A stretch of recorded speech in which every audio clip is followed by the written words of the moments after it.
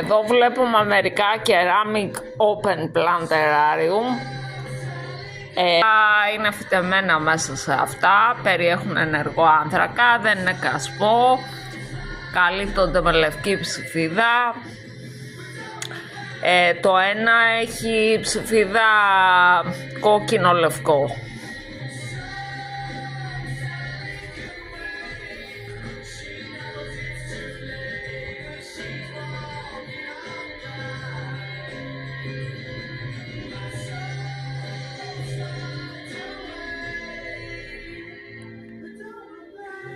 Το φυτό αυτό το συγκεκριμένο εδώ έχει ανθίσει. Αυτό είναι το άνθος. Αλλά